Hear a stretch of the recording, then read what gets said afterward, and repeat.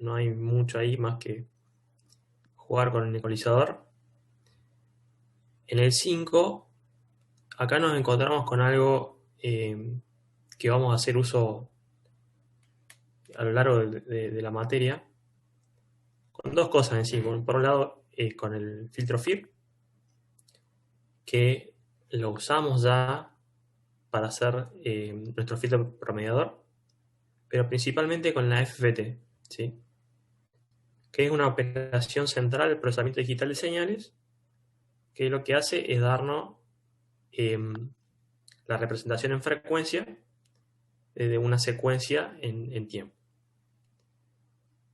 La FFT es el algoritmo eficiente con el cual se hace la operación matemática que en realidad se llama DFT, de Discrete Fourier Transform, que es el equivalente de tiempo discreto de la transformada de Fourier, ¿sí? Y vamos a ver que hay otro más que es la DTFT, que es Discrete Time Fourier Transform, que es la representación en frecuencia continua de una señal discreta. No son iguales. ¿Cuál es el objetivo de este ejercicio? Tenemos una señal que tiene una interferencia, ¿sí? En una frecuencia concreta, en este caso es un tono en 1000 kHz, y que vamos a filtrar para eliminarlo. Y hasta ahora usamos el filtro de remoción de ruido para mejorar la SNR de una señal. Este es otra utilidad del filtro, que es remover interferencia, ¿sí? Eliminar componentes de frecuencia que son indeseadas. Y eso lo hacemos con un filtro FIR, que no es más que la implementación de la convolución, de la misma manera en que hicimos el filtro de reducción de ruido, solo que acá vamos a usar otro nodo, que es el FIR Window Coefficients, que me permite definir un filtro con algunas características. Puedo decir si es pasa bajo, pasa alto, rechaza banda, y a este filtro lo voy a configurar para que sea un filtro de tipo notch. Tiene el filtro un parámetro que es crucial, que es el tipo de ventana que se usa. Que por ahora no tenemos que saber qué implica, ¿sí? Solo que distintas ventanas van a generar respuestas muy diferentes en frecuencia. Y el objetivo del ejercicio es jugar con esas ventanas y ver con qué ventana tengo la mayor atenuación, ¿sí? Por un lado, el efecto del filtro lo vamos a escuchar sobre el audio, pero también lo vamos a ver en la respuesta en frecuencia del filtro, ¿sí? Y el ejercicio lo que busca hacer es plantear la respuesta en frecuencia del filtro. Acá hay una propiedad de los sistemas lineales, y es que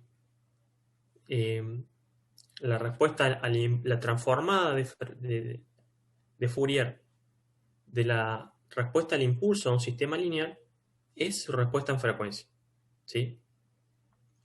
Y se da particularmente en los filtros FIR, que los coeficientes del filtro son la respuesta al impulso del sistema, ¿sí? Es importante memorizarse eso, que los coeficientes del filtro son la respuesta al impulso del filtro. Es decir, toda la información está condensada, sabemos que en un sistema lineal está condensada en la respuesta al impulso. En un filtro FIR, esa respuesta al impulso son sus coeficientes. Por lo tanto, si yo hago la transformada de Fourier de sus coeficientes, obtengo la respuesta en frecuencia y puedo evaluar qué tipo de filtro es, ¿sí? Entonces, lo que plantea el ejercicio es generar con el nodo FIR Window Coefficient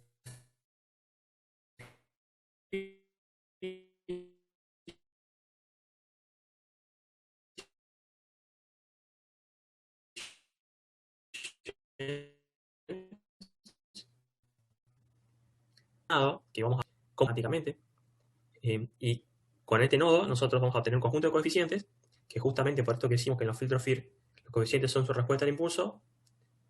Si nosotros tomamos esos coeficientes y lo pasamos por una transformada de Fourier, obtenemos la respuesta en frecuencia. Entonces el objetivo del ejercicio es ese, generar los coeficientes, pasarlos por una transformada de Fourier y dibujar la respuesta en frecuencia. Ahora, esta es una respuesta en frecuencia de tiempo discreto. Entonces, lo primero que tenemos que hacer acá es entender qué ve uno cuando está viendo la respuesta en frecuencia de una señal discreta, que es este diagramita que tenemos acá, ¿sí? En sí, una DFT lo que hace es transformar una secuencia de n muestras a otra secuencia de n muestras. La DFT directa transforma n muestras en el dominio del tiempo a n muestras en el dominio de la frecuencia. Las muestras de entrada pueden ser reales o complejas. La salida en general va a ser compleja, ¿sí? Nosotros solo vamos a tratar con señales reales, por lo que va a haber algunas simplificaciones que son propias de las propiedades de la transformada de Fourier, como por ejemplo que en una señal real solo me interesa la mitad del espectro, ¿sí? Porque la otra mitad corresponde a las frecuencias negativas, que es el espejo de las frecuencias positivas conjugado, ¿sí? Por lo que en las frecuencias positivas tengo condensada toda la información de frecuencia. Cuando hago una transformada de Fourier, yo tengo un vector, como dijimos recién, tengo n muestras de entrada, aplico una DFT, obtengo n muestras a la salida de la DFT. Cada una de esas muestras tiene una significación con respecto a la frecuencia. Por ejemplo, la primera muestra es la continua, ¿sí? Y la muestra que está, por ejemplo, en la posición n sobre 2 menos 1 es la frecuencia positiva más alta, que es la que llamamos, es casi la frecuencia de Nyquist. Y digo casi porque no es la frecuencia de Nyquist, ¿sí? La frecuencia de Nyquist puntualmente está en n sobre 2, pero en este caso del lado de las frecuencias negativas. Entonces, nosotros lo que vamos a analizar son las frecuencias que van de 0 a n sobre 2 menos 1. Las que van de n sobre 2 a n menos 1 son las frecuencias negativas, que es el espejo conjugado de las positivas. Y vamos a tener este eje que nos va a servir para entender qué frecuencia estamos viendo. Acá hay algo importante, y es que en una secuencia discreta las secuencias en el tiempo están numeradas por índices, ¿sí? Por números enteros que no tienen dimensiones. Y la frecuencia digital también está numerada por índices. Ahora, si yo introduzco la frecuencia de muestreo, puedo relacionar esos índices con una frecuencia real, ¿sí? Y eso lo vamos a mostrar acá. En el tiempo, yo voy a tener una frecuencia, voy a tener una secuencia de este estilo, donde las muestras están numeradas 0, 1, 2, 3. Pero yo sé que estas muestras las obtuve a partir de algún proceso de muestreo en el cual hay una frecuencia de muestreo, ¿sí? Expresada acá como el periodo TS. Entonces, TS es lo que me permite relacionar los índices con el tiempo. Yo sé que n por TS es el tiempo en el que aparece una muestra. Del mismo modo, 1 sobre TS es la frecuencia de muestreo. Y cuando esto yo lo transformo a través de una DFT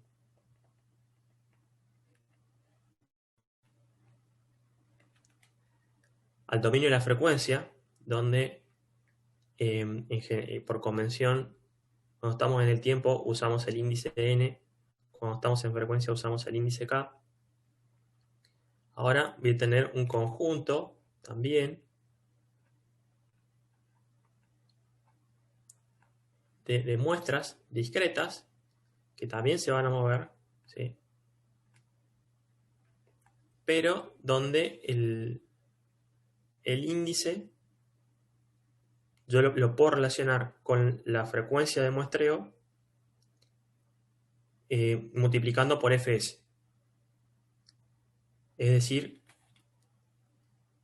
esto va a ir, vamos a dibujar todo el eje que tengo.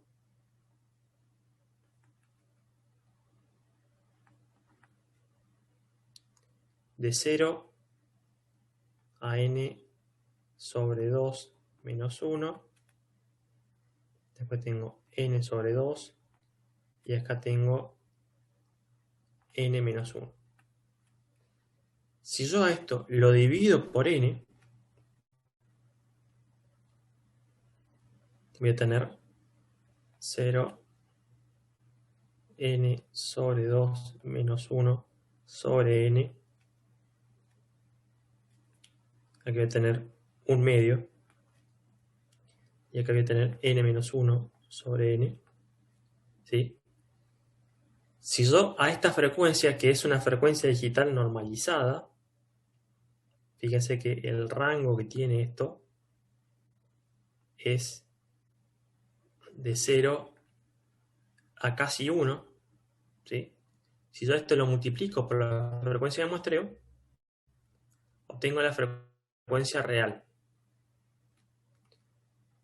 Entonces, en este punto tengo fs sobre 2, que es la frecuencia de Nyquist. Pero recién dijimos que, bueno, que acá, en esta zona, estaban las frecuencias negativas. Entonces, ¿por qué es eso? Algo que sucede con el espectro digital es que es periódico. Nosotros estamos acostumbrados a ver esta representación del espectro, ¿sí? Entonces, si tengo un espectro, en general lo tengo dibujado de este modo. Pero matemáticamente, lo que me dan las fórmulas no es el espectro centrado en 0, sino el espectro centrado en n sobre 2, ¿sí? Que cubre esta zona. Y como es periódico, esta parte que tengo acá, ¿sí?, es igual a esta.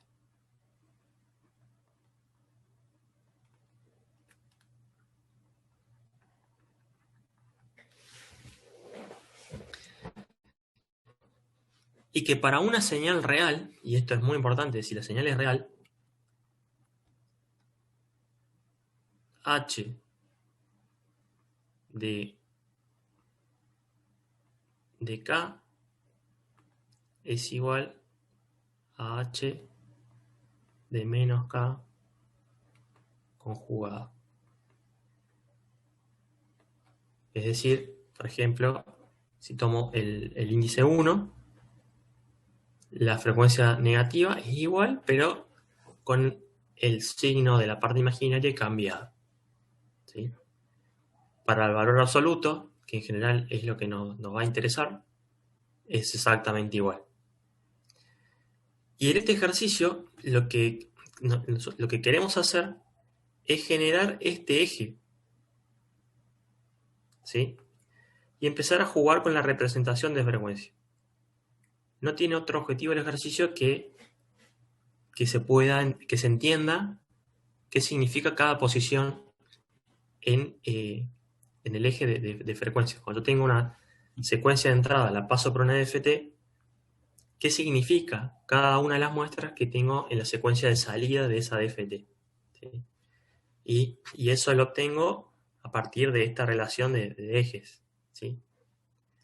Donde primero de mi índice de frecuencia paso a una frecuencia normalizada dividiendo por la longitud de la secuencia, y eso lo puedo multiplicar por la frecuencia de muestreo para tener una frecuencia real, ¿sí? Pero muchas veces no se trabaja con la frecuencia real. Es más cómodo quedarse con la frecuencia normalizada y solo cuando necesito relacionar lo que estoy viendo con algo del mundo real, uso la frecuencia de muestreo que necesite. Por ejemplo, un filtro está definido por sus coeficientes,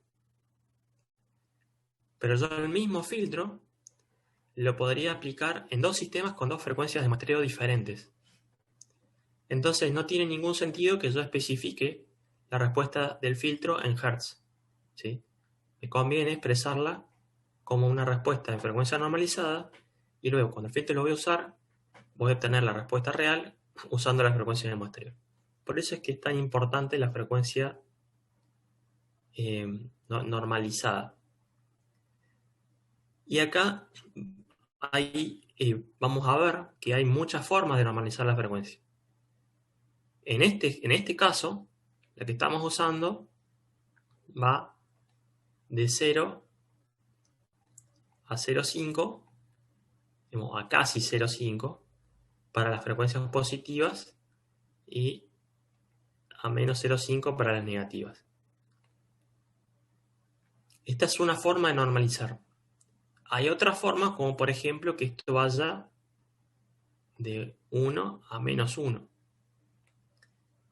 En este caso, si yo quiero, en el primero, si yo quiero obtener la frecuencia real, lo que hago es multiplico por fs. En el segundo tengo que multiplicar por fs sobre 2. Y hay otra forma que se usa mucho al usar la transformada z, que es de pi a menos pi, ¿sí? En ese caso tengo que multiplicar por fs sobre 2pi para obtener la frecuencia real. Estas tres representaciones son muy comunes. Nosotros en este ejercicio tenemos una frecuencia de muestreo porque la señal está muestreada a 44,1K. Entonces, la representación del eje de frecuencia la vamos a hacer en Hertz, pero primero tengo que construir un eje que lo construyo como una rampa que va a ir de valores de 0 a n sobre 2 menos 1. Y esta rampa luego la voy a escalar multiplicando por 1 sobre n y por fs, ¿sí? Y eso se lo voy a pasar a la función de graficación, que en este caso es un gráfico XY,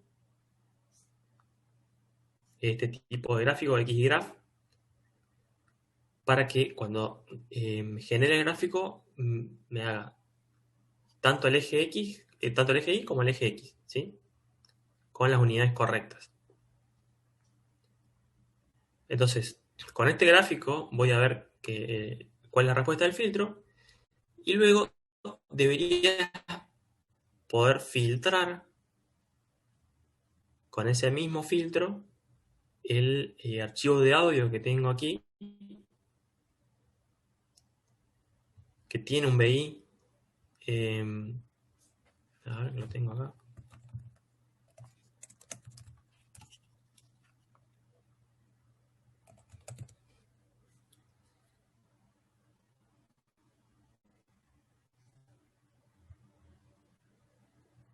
Van a ver un BI ahí que ya está levantando este archivo y ustedes lo único que van a escuchar, van a escuchar quizás una persona recitando números, pero principalmente el tono de interferencia. Y luego cuando apliquen el filtro, el tono de interferencia se debería ir y solo escuchar el audio, ¿sí? y van a ver que dependiendo de la ventana que elijan, van a tener un mejor o peor filtrado de la interferencia. Entonces este es el ejercicio 5. ¿Ya? En general, salvo algunas excepciones, no vamos a hacer en vivo los ejercicios, sino lo vamos a describir para que ustedes los hagan. Y el objetivo central acá es entender el eje de frecuencia, poder hacerlo y hacer un gráfico de una respuesta en frecuencia. ¿Se escucha? ¿Hola? Sí, sí se Sí, escucha. profe, se Sí, se escucha. escucha perfecto. Está bien. El objetivo central es poder entender el eje de frecuencias, que va a ser central a la FFT, que es una de las operaciones que más vamos a usar. El ejercicio 6 es un ejercicio de correlación. ¿Qué es la correlación? No es más que una fórmula, como la que está acá, que si vamos un ratito al ejercicio 2, al 1 creo, ¿sí?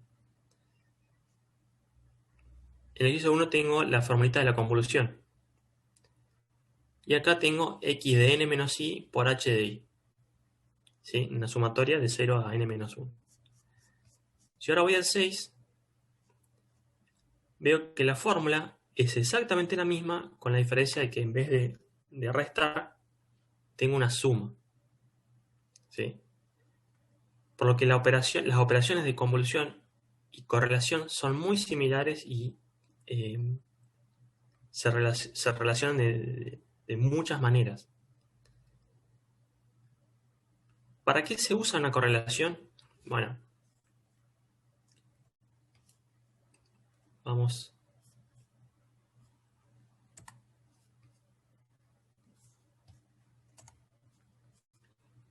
a jugar un poquito con esto.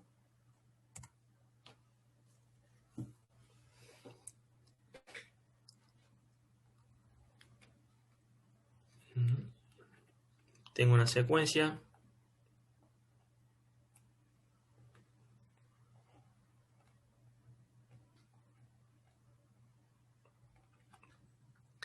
Y la voy a multiplicar muestra a muestra por otra secuencia. Que puede ser, por ejemplo, una secuencia alterna.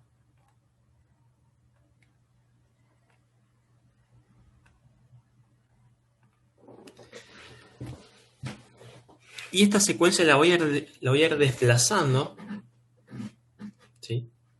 En rigor de verdad, digamos, si arrancamos en 0 los dos, vamos a estar alineados ahí.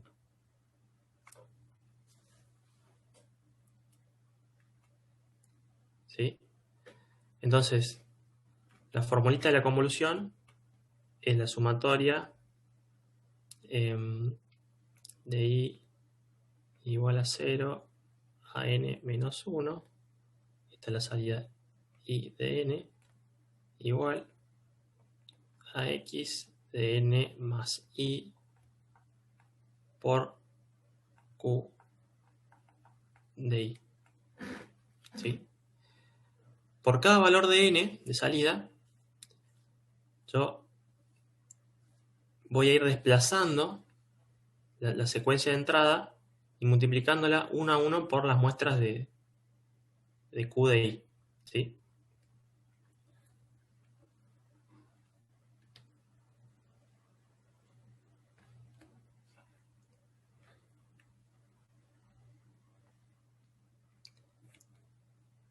Entonces, voy a multiplicar x de 0, esta va a ser q, esta va a ser x,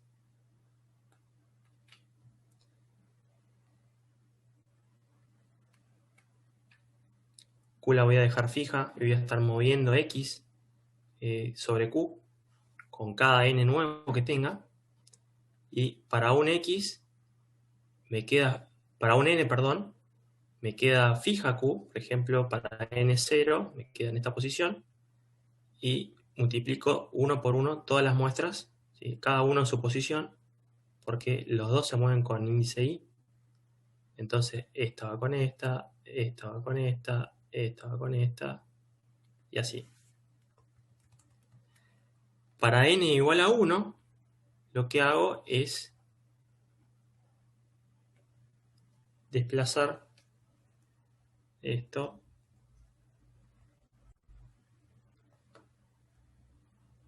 Estoy moviendo lo que no es.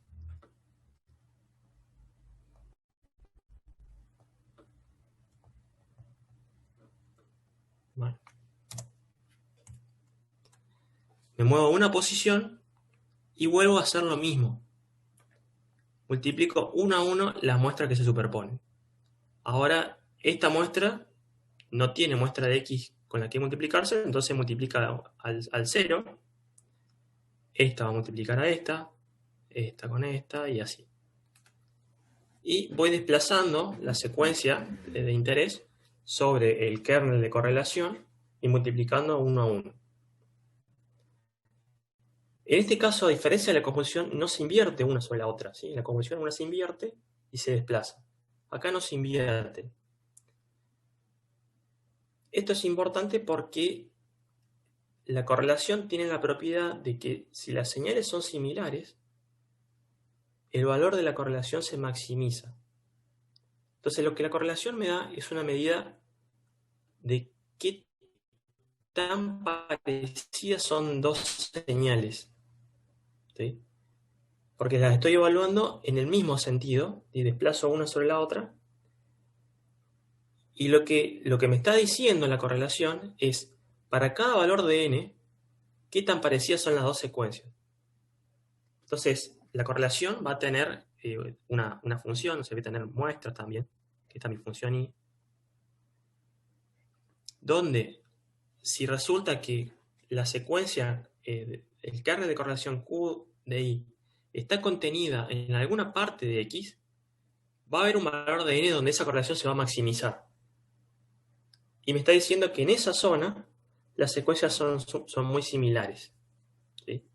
Entonces, una de las aplicaciones de la correlación es encontrar una señal dentro de otra, que por ejemplo se usa en radar, ¿sí? Era de comida, música, deportes, moda, vestimenta. No sé quién está con el mute abierto. ¿Estás haciendo una pregunta?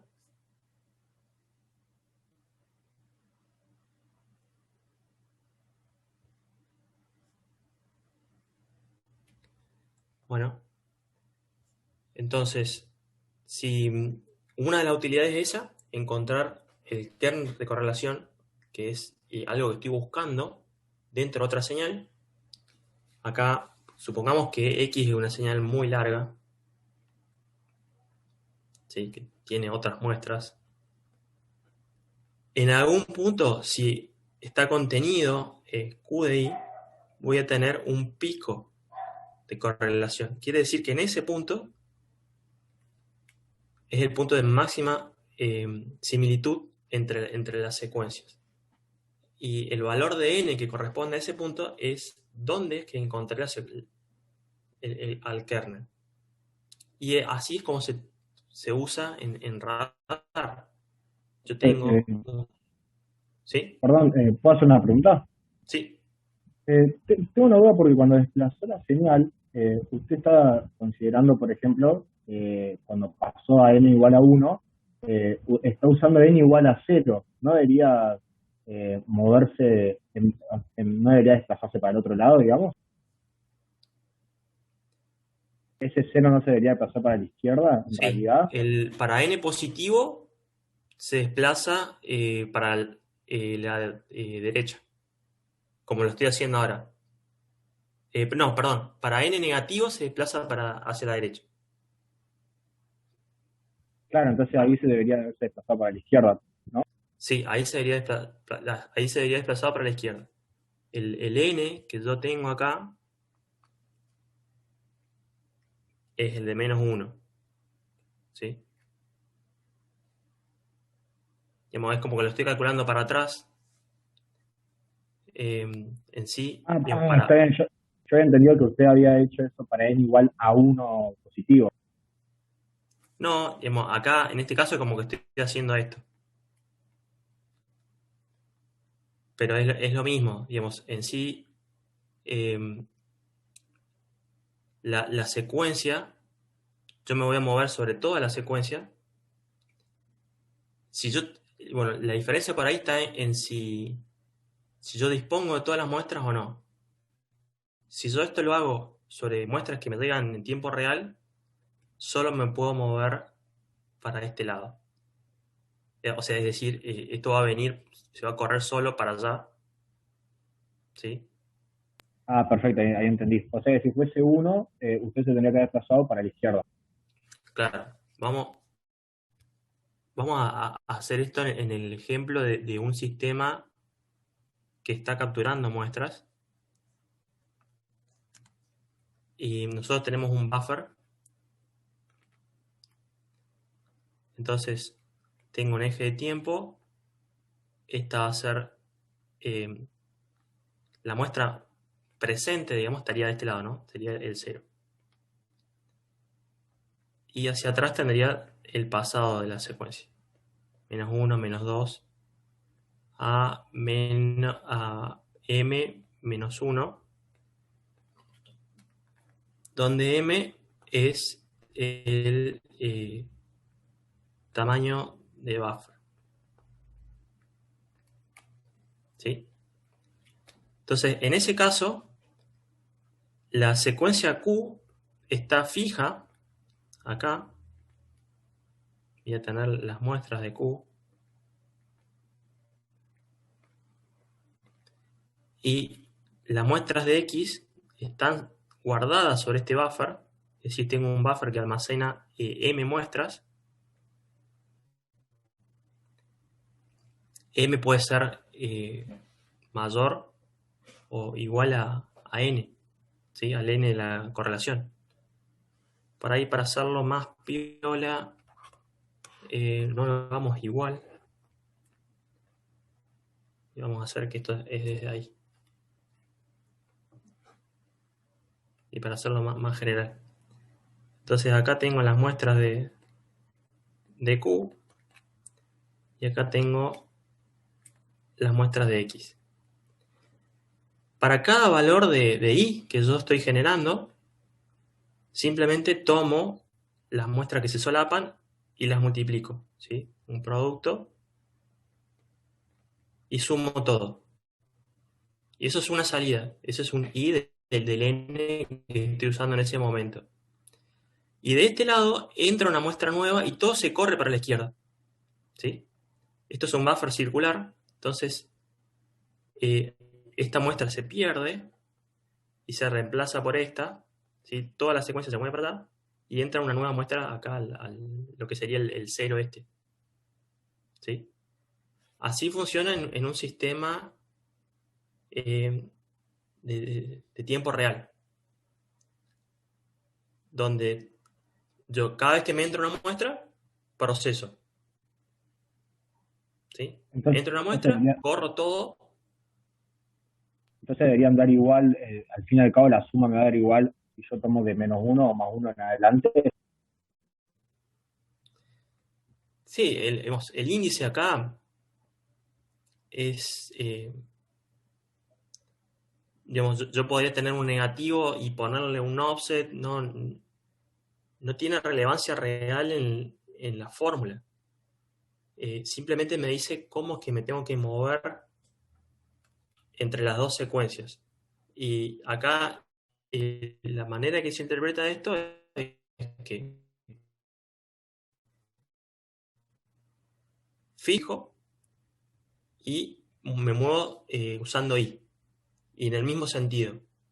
Entonces, N me va a generar un offset. En este caso, fíjense que si el sistema es de tiempo real, que está capturando muestras todos los ciclos, el desplazamiento de N se hace por el corrimiento del buffer.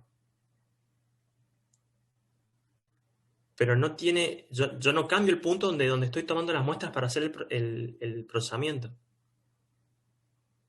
¿Sí? Es parte de mi sistema de adquisición, donde la entrada del ADC va a un buffer circular. Entonces, cada vez que entra una muestra, corre el puntero y ese es mi nuevo 0. ¿Sí? Y bueno, acá digo que se pierde porque si esto es circular, en general lo que uno tiene es una memoria que tiene m valores, y esto está, el puntero está dando vuelta así. ¿Sí? Escribe, cuando llega vuelve al principio y empieza a pisar otras muestras. Y yo tengo un puntero que me dice dónde está el 0. Y ese puntero se va moviendo. Entonces yo, cuando hago la operación, tomo desde donde está el puntero m muestras haciendo la vuelta y las multiplico por la muestra de acá. Bueno, por ahí me voy muy a la implementación de esto, cómo sería en un algoritmo. Pero bueno, es otra forma de verlo. Esto sería un sistema de tiempo real. Existe otra situación que es cuando yo tengo toda la secuencia de X completa, la tengo ya de una punta a la otra, tengo todo almacenado en la memoria, es decir, no es que estoy recibiendo muestras nuevas. Entonces, en ese caso, yo la salida ahí la puedo calcular de 0 en adelante o de la última para atrás, digamos. ¿No? Ahí no tengo problemas porque dispongo de toda la secuencia. ¿Sí? No sé si queda claro.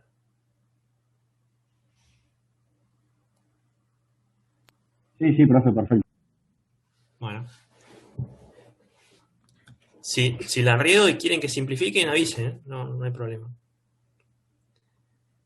Entonces, en sí, lo que estamos haciendo es una señal, la multiplico muestra a muestra con la otra, y como decíamos, cuando las secuencias se parecen, la amplitud de la señal aumenta.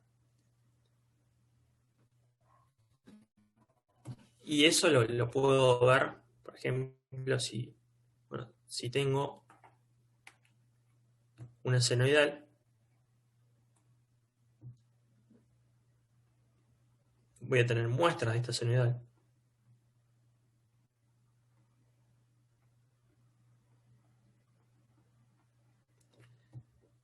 Y si multiplico por una senoidal que tenga las mismas muestras, es decir, la misma forma,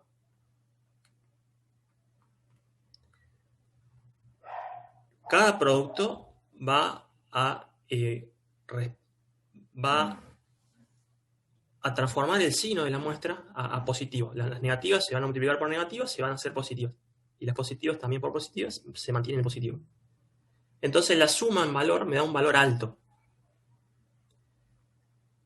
Si no es ese el caso, si tengo, por ejemplo, una señal que sea ortogonal a esta, lo que va a pasar es que la mitad de las muestras se va a terminar cancelando con la otra mitad y voy a tener un valor muy chico. Esto es lo que puntualmente con un seno es el principio que vamos a usar para detectar un tono. Yo voy a tener la placa de sonido configurada como en modo captura, es decir, tomando datos del micrófono, y lo que yo reciba de la placa de sonido lo voy a correlacionar con un seno y un coseno. ¿Por qué con un seno y un coseno? Porque yo no sé la fase de la señal que me está viniendo. ¿Sí? Y el seno y el coseno son ortogonales. Por lo que si yo tranquilamente en mi señal de prueba podría estar generando un coseno, pero si yo, por un coseno sería así. Si yo correlaciono contra un seno, la correlación me va a dar 0. Porque las muestras, la sumatoria del producto de las muestras se va a cancelar. Entonces, cuando estoy buscando exponenciales, ¿sí? O senoidales, para ser más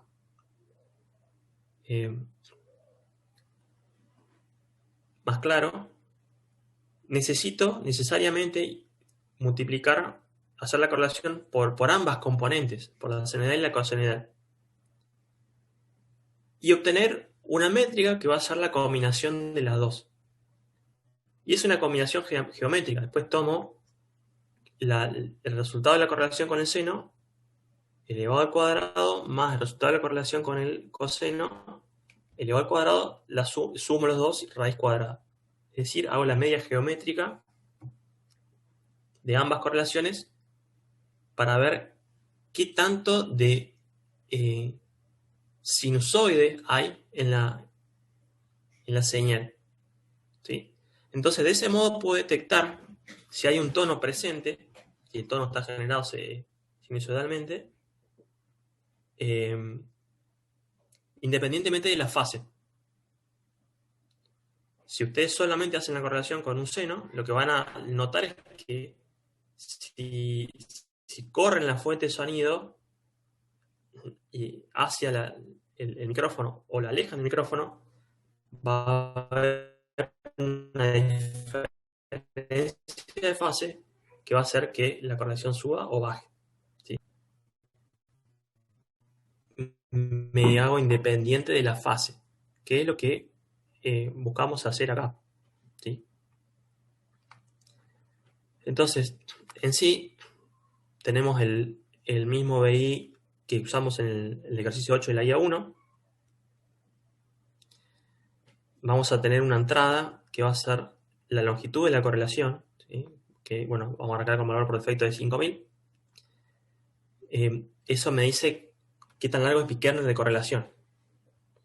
Puedo jugar con eso y ver cómo mejora la sensibilidad cuando aumento la correlación, pero bueno, tengan en cuenta que también hay más operaciones y puede que en máquinas viejas tengan problemas de capacidad de procesamiento, es decir, que no puedan procesar la señal en tiempo real.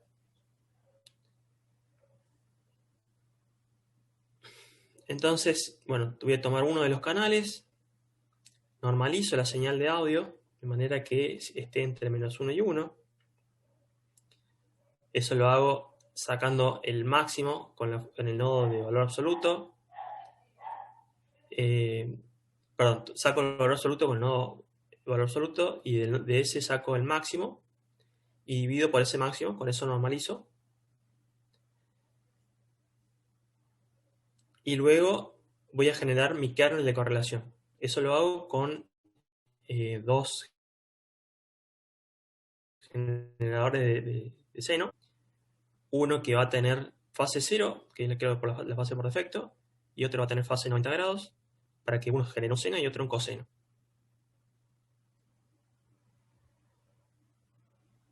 Bueno, esto es el sampling info. Y ahora lo que voy a hacer es, bueno, el buffer que yo obtengo de la placa de sonido, ¿sí? Que es el que estoy usando acá, el longitud de correlación, lo conecto al sampling info de los nodos de generación para que me generen esa cantidad de muestras de senoidal.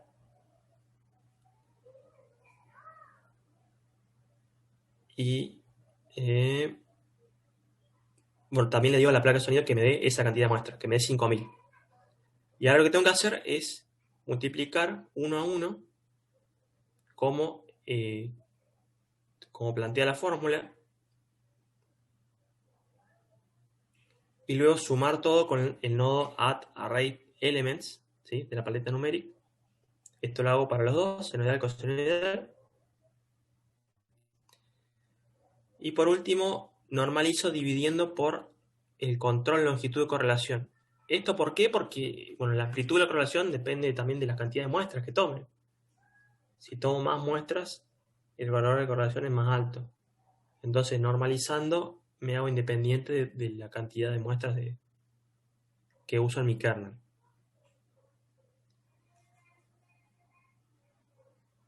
Bueno, como dijimos, hago la combinación geométrica de los dos y lo conecto a un indicador de tipo meter. Y de ahí lo único que me queda es con un generador de tono, que puede ser a una app en el celular o a una página, hay páginas que me permiten generar senoidales. Me voy a ir moviendo hasta la frecuencia en la que tengo configurado la frecuencia del seno y el coseno. Y voy a ver qué pasa con el indicador. ¿Sí? El indicador, cuando debería tener un valor bajo, cuando tengo un tono, una frecuencia diferente a la que tengo configurado en mi kernel, y cuando me estoy acercando tiene que crecer y ser máximo cuando estoy en la frecuencia. Y van a ver que la sensibilidad es muy buena, es decir, puede detectar un tono que está muy cercano al que tengo configurado. Y el ejercicio también plantea una pregunta que es: ¿cuánto tengo que aumentar la longitud de correlación si quiero que la sensibilidad sea menor a 0,5 Hz? ¿Sí? Bueno, ¿se entendió más o menos este ejercicio?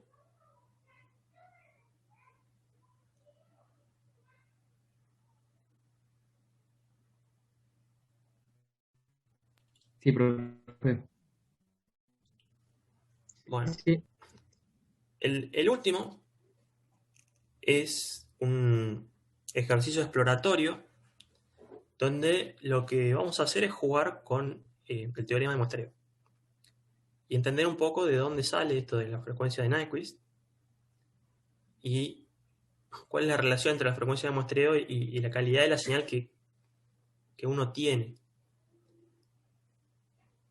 Creo que algo había comentado, pero bueno, muchas veces se escucha decir que para X aplicación la frecuencia de muestreo tiene que ser 4 veces que la frecuencia máxima, o 10 veces que la frecuencia máxima, o solo 2 veces que la frecuencia máxima.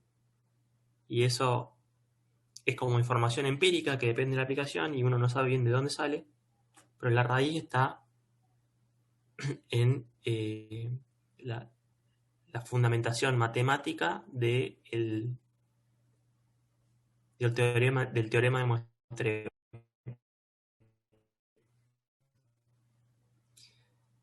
Vamos a hacer un experimento en el cual vamos a jugar con la frecuencia de muestreo y con obtener una señal muestreada y ver qué implicancia tiene. Primero, veamos en la guía un poquito de la teoría y tengan en cuenta que las señales que ustedes trabajan, que es una secuencia de números, ¿sí? Acá XD por digital, de n, se obtuvieron a partir de una señal XA, analógica y continua, donde el parámetro de tiempo es función del periodo de muestreo y del índice de muestra. ¿Sí? Cuando yo veo las muestras de XD, de la secuencia digital, estas son las muestras de señal continua que fueron tomados con espaciamiento TS y en índice N. ¿Sí? Son las mismas muestras. Entonces, sabemos por el teorema de muestreo que si yo cumplo que 1 sobre TS es mayor que el doble de la frecuencia máxima contenida en X de A, yo puedo reconstruir la señal en el tiempo, es decir, XA de t, perfectamente. Es decir, puedo tener todas las muestras intermedias que perdí luego de muestrear. ¿Sí?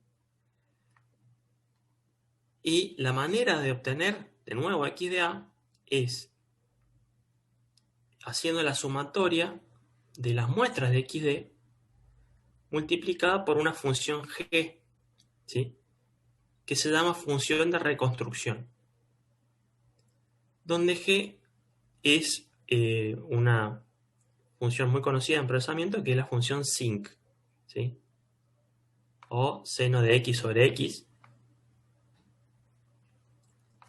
es una función que tiene esta forma.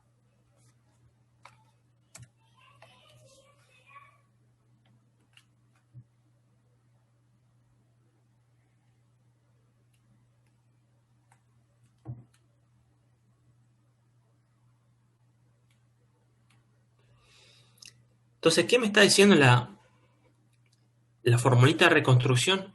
Que si yo tomo esta funcioncita, vamos a plantear una secuencia, ¿sí? Supónganse esta secuencia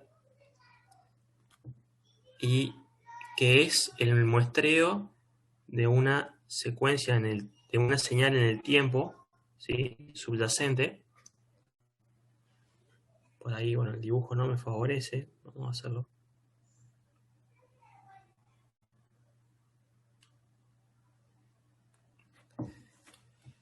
Si yo agarro por cada muestra de estas una función g, la escalo por el valor, ¿sí? Esto tiene un valor, vamos a ponerle A, B, C, ¿sí? Son los valores que tiene. Es decir, yo tomo esta secuencia, la ubico donde está la muestra, es decir, acá tengo una sinc multiplicada por A. En esta posición tengo otra sinc multiplicada por B. En esta tengo otra multiplicada por C. Y así sucesivamente para todas las muestras. Si yo sumo todas esas funciones escaladas y desplazadas, obtengo la función original en el tiempo, es decir, esta de trazo continuo, que es de la cual obtuve las muestras. ¿Sí? Eso es lo que dice el teorema de muestreo. Tiene como condición que Fs sea mayor a 2F max. ¿Sí? Cumpliéndose esto, yo puedo usar la función de reconstrucción y multiplicar cada una de las muestras discretas de la secuencia digitalizada por la frecuencia por la función de reconstrucción desplazada, sumar todo y obtener la señal original. ¿Por qué hacemos esta introducción? Porque esta función tiene en frecuencia una respuesta muy particular, que es una respuesta rectangular perfecta. ¿Sí? Hay una relación entre el tiempo al primer cero y el ancho del pulso inversa, es decir, mientras más fino el zinc, más ancho es el pulso rectangular de frecuencia. Y esto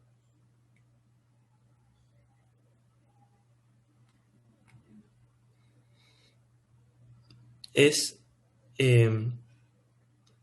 2F max.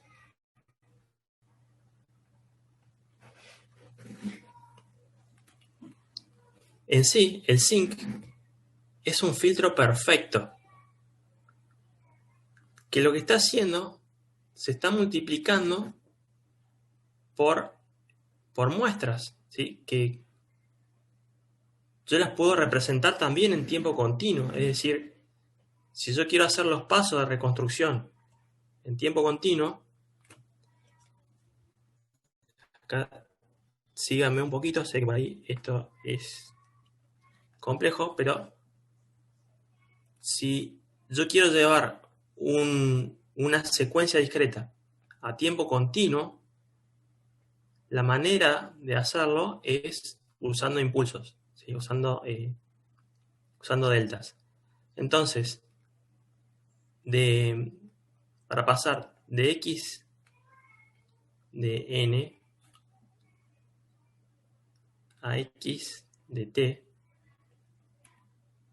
este es xd de n y este xd de t, lo que hago es que ahora estos son impulsos. La diferencia es que sabemos que el impulso tiene área unitaria,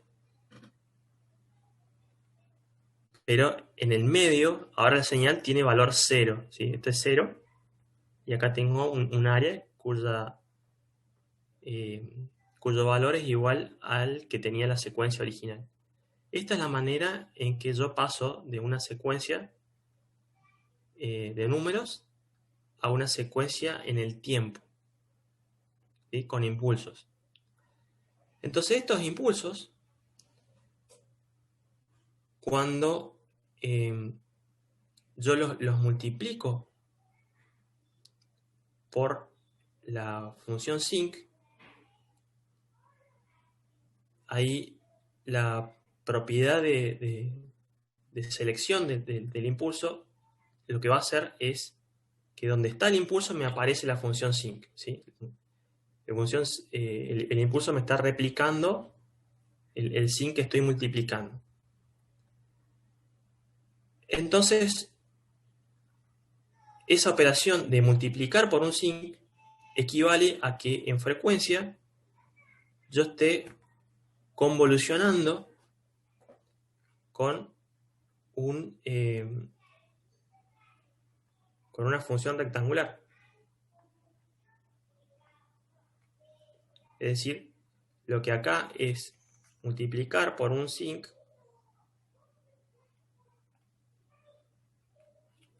acá es convolucionar la transformada de esto, de frecuencia, x de f, por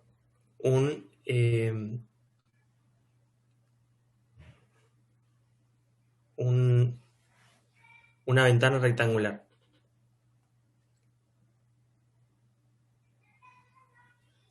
Y bueno, tenemos que ver cuál es la transformada de esto.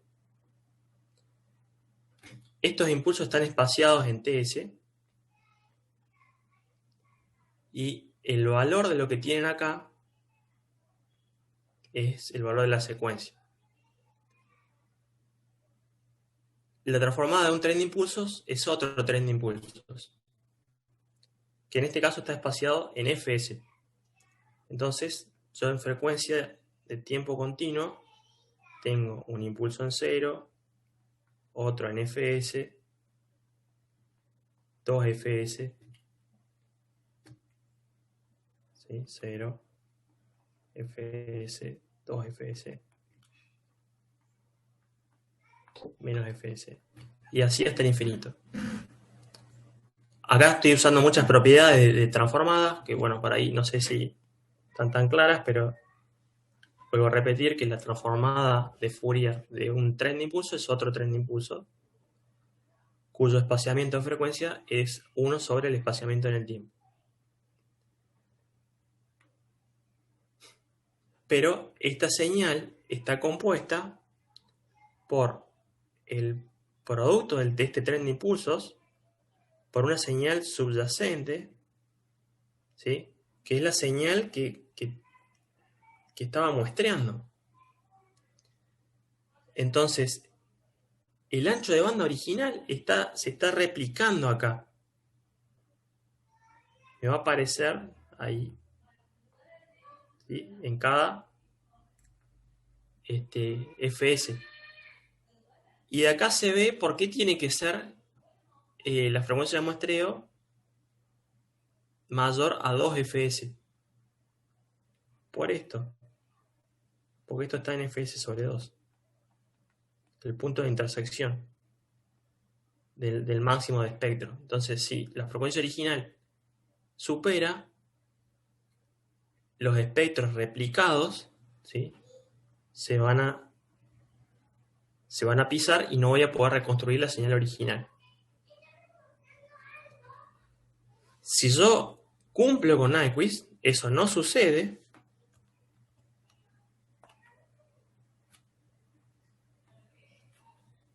Vamos a dibujarlo mejor a esto. Si yo cumplo con Nyquist, esto no pasa. Entonces, cuando yo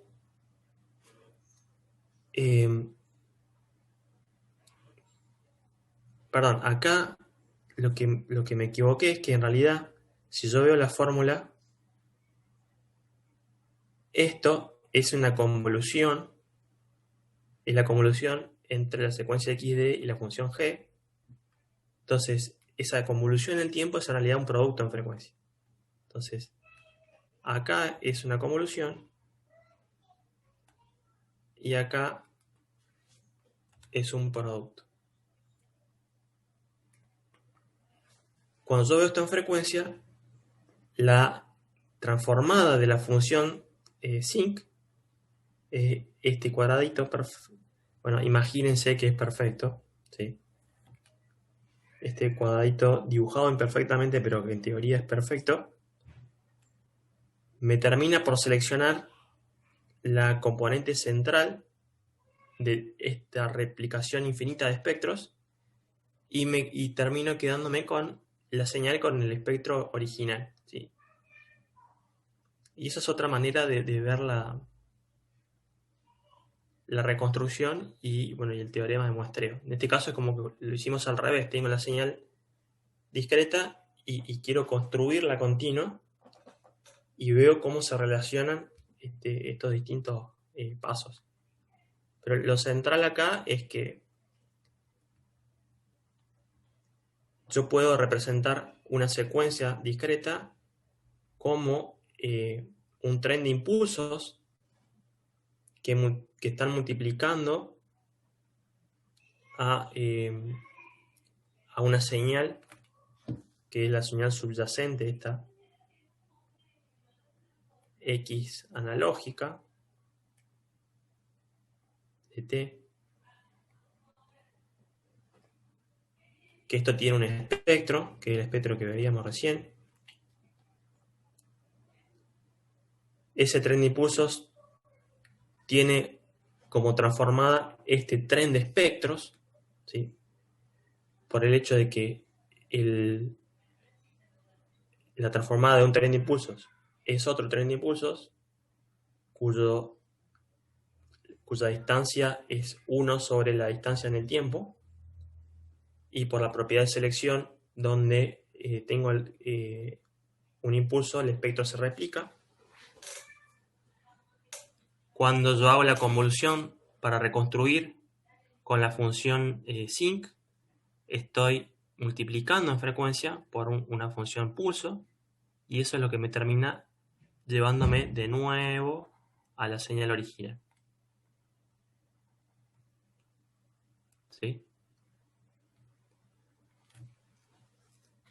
Quizás queda todo bastante confuso por mis escasas habilidades de dibujo, pero espero que se entienda la idea general de que si yo tengo una función acá lo suficientemente perfecta para eliminar todas estas imágenes que tengo, puedo reconstruir la señal original exactamente como la tenía, siempre y cuando se cumpla que fs es mayor a 2f max,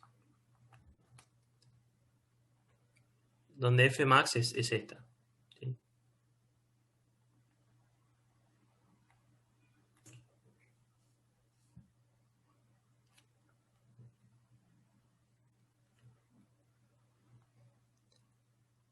Si no se cumple esto, cuando yo hago estos pasos, voy a ver que el espectro que tengo acá está cruzado.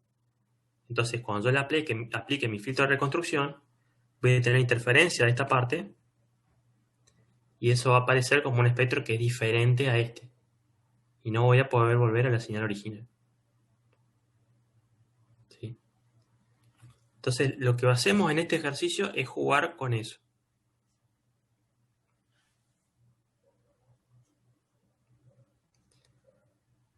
Vamos a contar un poco qué hay acá. Tengo una señal, que es una senoidal,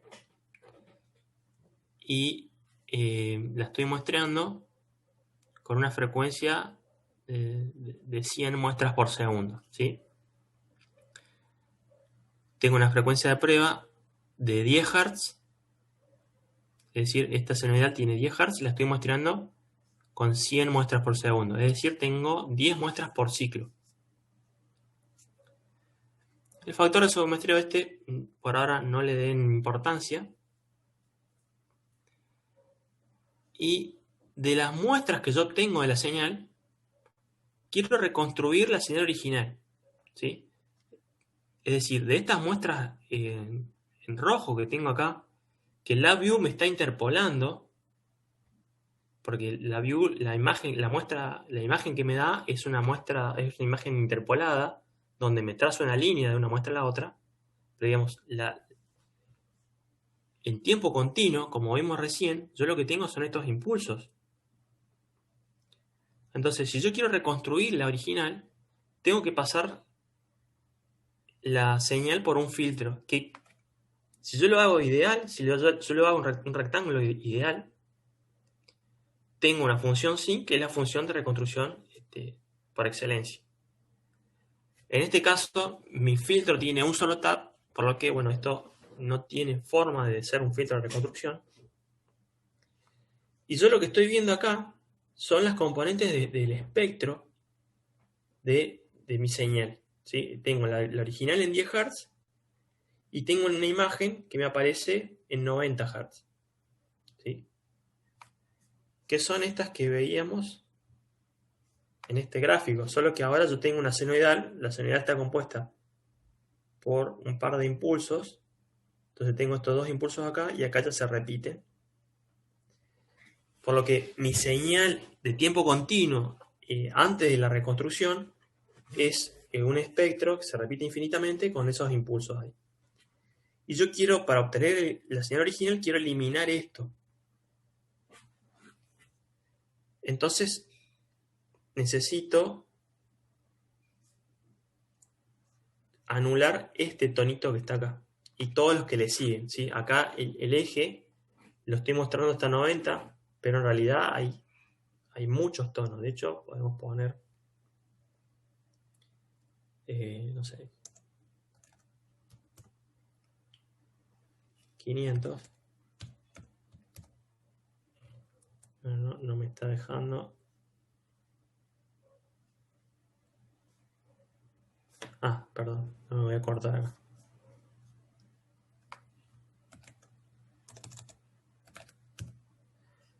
Acá el espectro se está repitiendo muchas veces.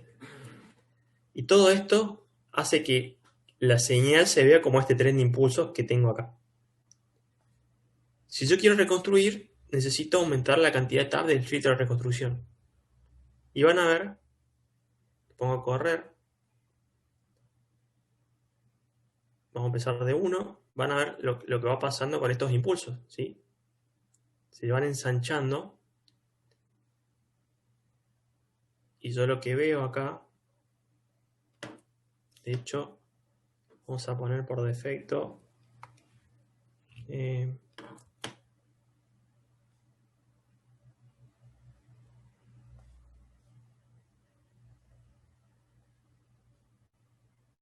$500.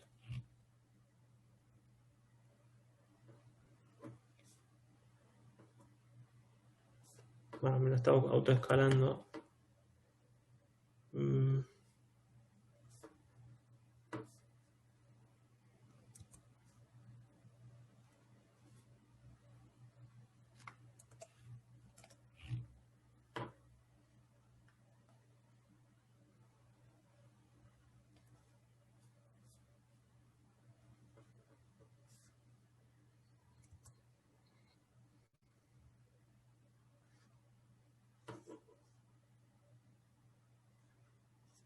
A ver si queda ahí.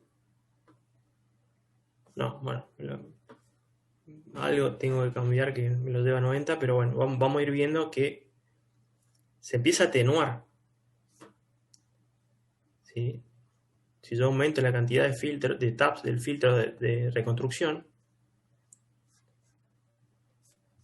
y lo corro, empiezo a atenuar las componentes de mi espectro y la señal reconstruida se parece a la original. Y puedo seguir con eso, ¿sí? Fíjense la forma que tiene este filtro, que es mi filtro de reconstrucción. Mientras más me acerco, más se parece la señal reconstruida a la original. Y el filtro va tomando la forma de frecuencia de la respuesta de una función sinc. Es decir, me voy aproximando a la función sinc, aumentándole tabs a mi filtro de reconstrucción. Ahora, fíjense qué pasa si yo subo la frecuencia, por ejemplo, a 40.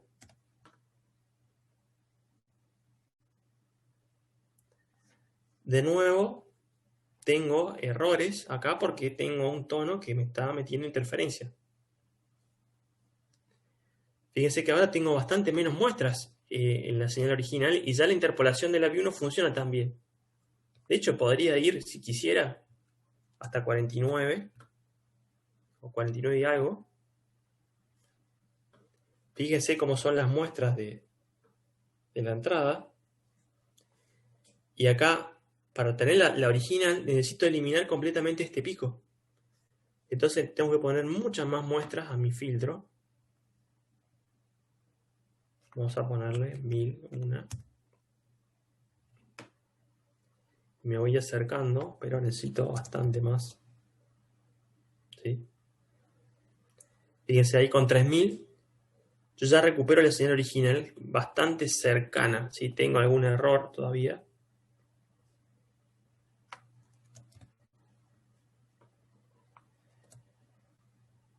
Ahí con 4000 estoy un poquito más cerca y bueno, me voy acercando. Y de ahí con 4000 ya prácticamente tengo la original. Esto a pesar de que las muestras, ¿sí? Tengo muy poca información de la señal original. Tengo casi un poquito más que 2 muestras. Pero esto requiere que mi filtro de reconstrucción sea muy parecido a la sync. ¿Sí?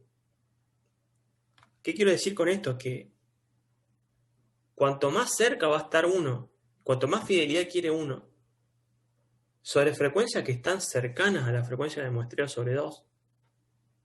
¿Sí? Acá recuerden, la frecuencia de muestreo es 100 y la frecuencia que estoy probando es 49, por lo que estoy aún de 49 a 50, estoy muy cerca de la frecuencia de muestreo sobre 2. Mayor es la capacidad de filtrado que necesito, tanto para reconstruir la señal como para evitar el alias a la entrada. Si, porque esto funciona también al revés. Si mi entrada tiene componentes indeseadas que superan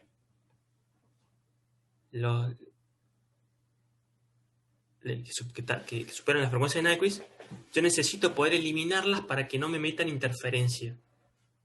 Y para eso necesito un filtro muy abrupto, ¿sí? Si las componentes que quiero eliminar están muy cerca de la frecuencia de muestreo, mi filtro tiene que ser muy abrupto.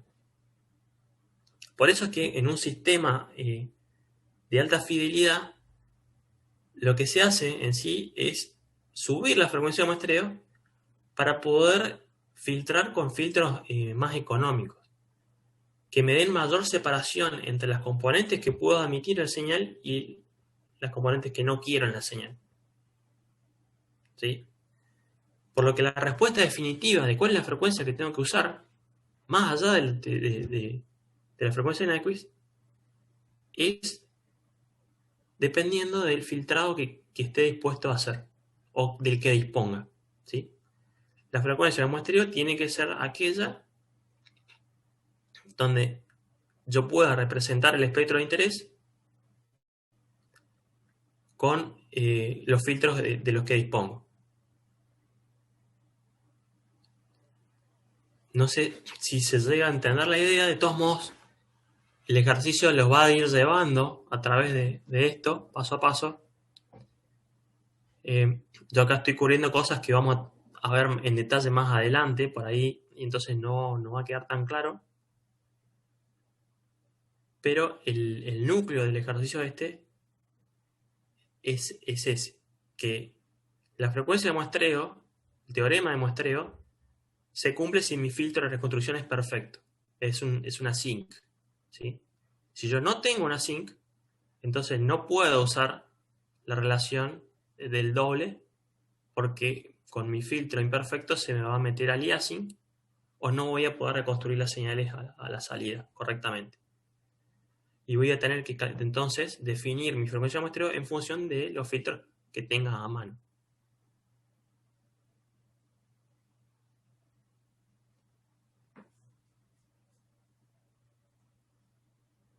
¿Se entiende esto?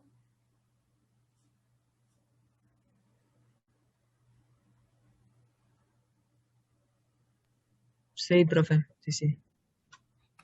¿Preguntas?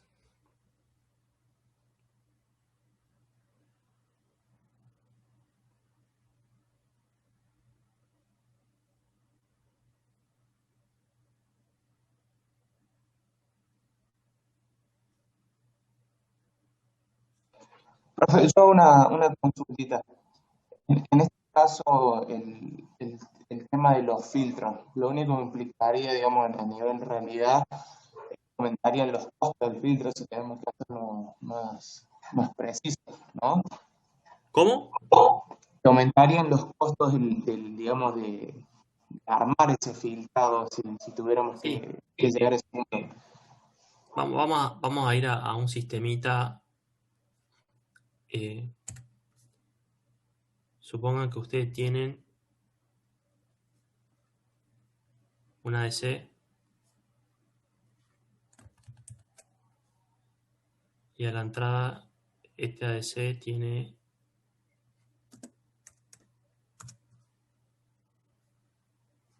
un filtro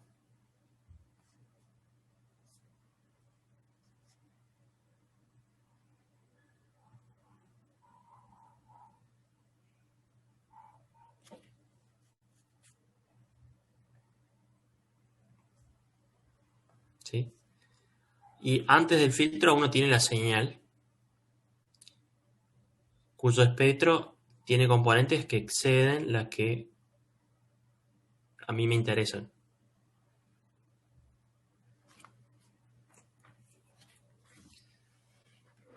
Entonces, este ADC, yo le voy a definir una frecuencia de muestreo.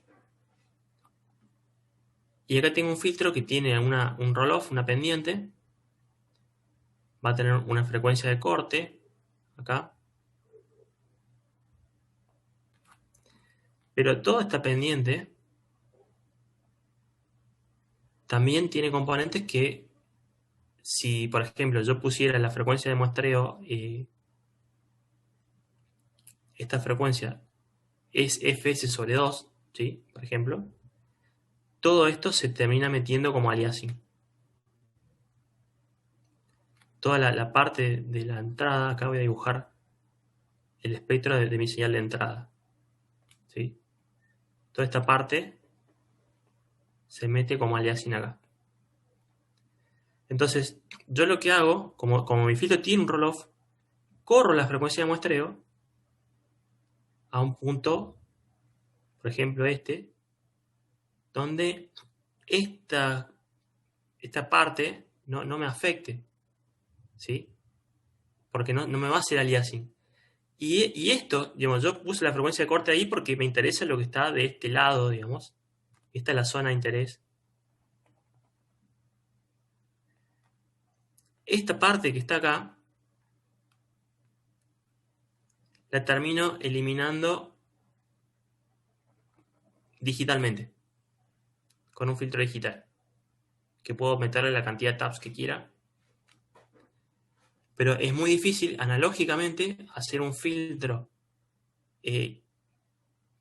tan filoso que me deje solo lo verde sin afectarme la banda de paso.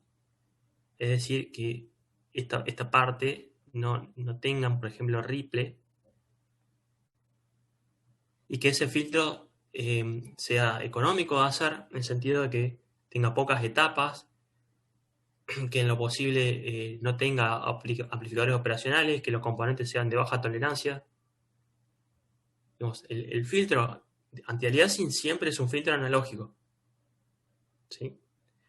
Un filtro analógico filoso, sin distorsión en la banda de paso, es un filtro caro. ¿Por qué? Porque necesito muchas etapas con amplificadores operacionales para hacer un filtro de orden alto, donde las tolerancias de los componentes tienen que ser muy buenas para que la respuesta no varíe, y además tiene que poder mantenerse dentro del rango de operación del sistema, en temperatura y en voltaje. ¿Sí? En distintos voltajes de fuente van a cambiar mi respuesta, distintas temperaturas van a hacer que los coeficientes varíen térmicamente y la respuesta varíe. Entonces un filtro muy filoso cuesta. En vez de hacer eso, yo podría, por ejemplo, poner un filtro súper relajado, un RC, ¿sí? Que tenga esta respuesta, y corro la frecuencia de muestreo mucho más acá. La corro acá. Uso una frecuencia de muestreo más alta. Y luego, si quiero, aquella zona que no me interesa del espectro, la puedo filtrar digitalmente.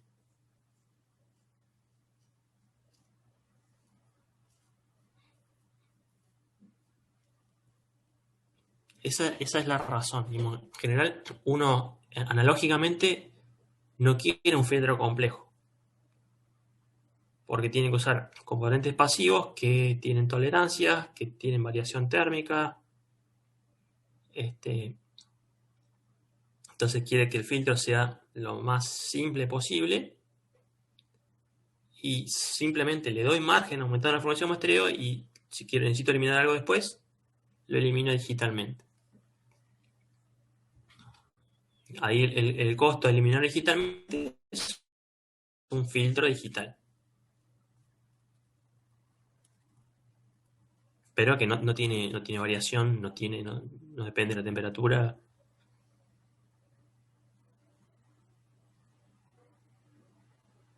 ¿Respondo a la pregunta? Sí, se entiende perfecto, profe. Gracias. Bueno.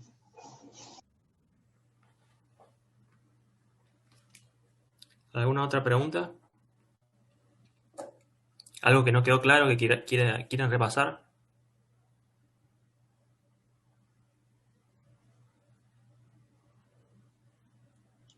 Profe, yo tengo una duda. Antes estuve hablando de señales reales. ¿A qué hacía referencia? Supongo que no tienen frecuencia negativa, algo así. Sí. Pues nada que ver. Las señales que nosotros estamos trabajando, bueno, en la práctica, en el mundo real, todas las señales son reales. Pero en procesamiento de señales, a veces lo que uno hace es tomar señales como si vinieran con representación compleja. ¿Sí? O sea, yo puedo tener un sistemita donde tengo una señal I, una señal Q, y esto matemáticamente a esta, perdón, la multiplico por J y la sumo.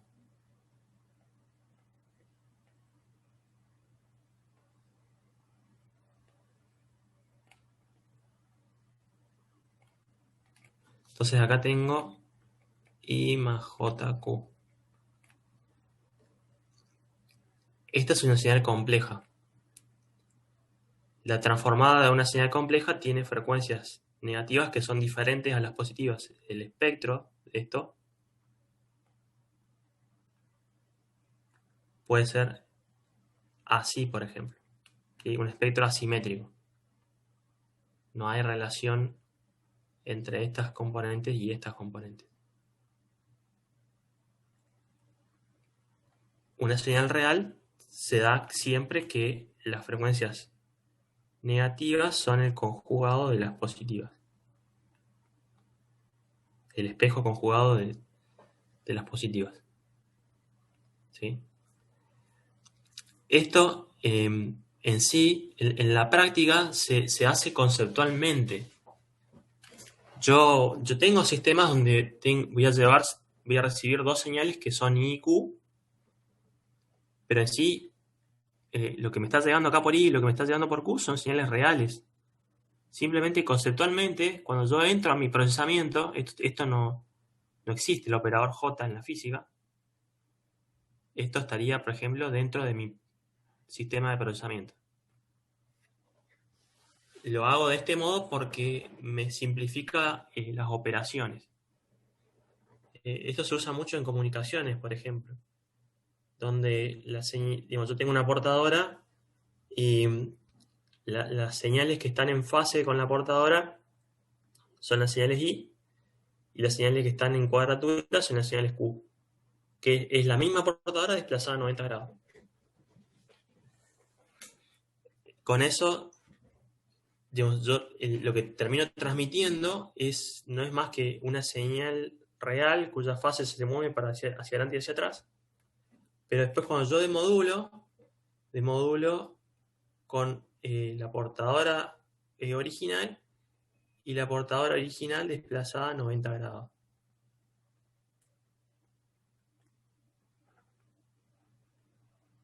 Y esta es la portadora.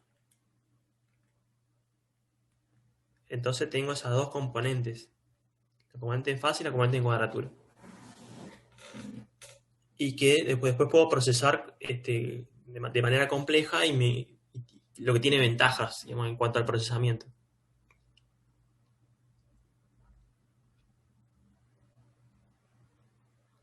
¿Contesto la pregunta? Sí, se entiende. Perfecto, gracias. Bueno. ¿Alguna otra duda?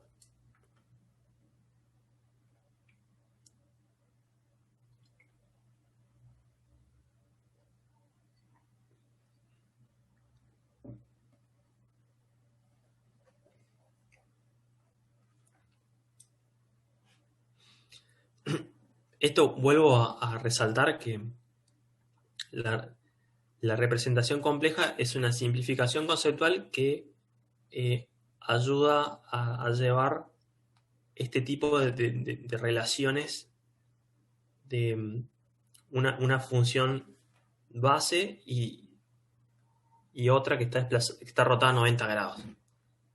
Pero digamos, las señales siempre son reales. La señal física compleja no existe, ¿sí? Es simplemente una conceptualización que ayuda a llevar esa relación de cuadratura.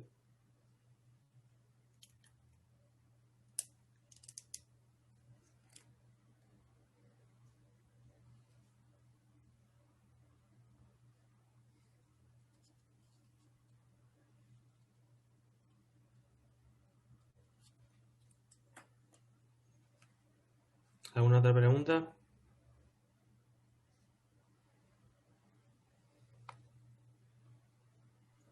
Respecto a la entrega del práctico, ¿qué fecha queda?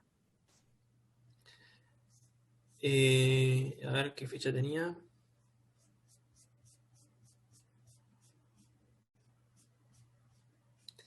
Creo que estaba la semana que viene. La semana que viene, ya en la clase que viene arrancamos con la guía que sigue, que es introducción a MATLAB. Pero bueno, ya la pueden ir entregando. Las que la tengan las pueden mandar ya. Es hasta el domingo de la semana que viene.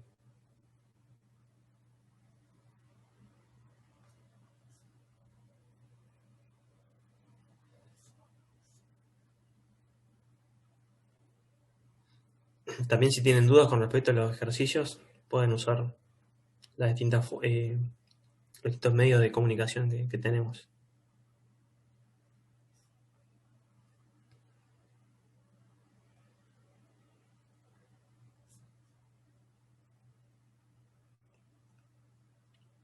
¿Alguna otra duda?